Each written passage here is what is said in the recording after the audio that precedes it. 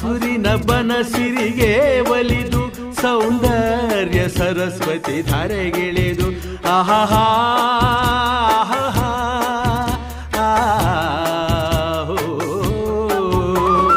ಹರಿಯುವ ನದಿಯಲ್ಲಿ ಜಾಡಿ ಹೂವನದಲ್ಲಿ ನಲಿಯುತ್ತ ಓಲಾಡಿ ಚೆಲುವಿನ ಬಲೆಯ ಬೀಸಿದಳು ಈ ಗಂಧದ ಗುಡಿಯಲ್ಲಿ ನೆಲೆಸಿಹಳು ಇದು ಯಾರ ತಪಸ್ಸಿನ ಫಲವೋ ಈ ಕಂಗಳು ಮಾಡಿದ ಪುಣ್ಯವೋ ಆಹಾ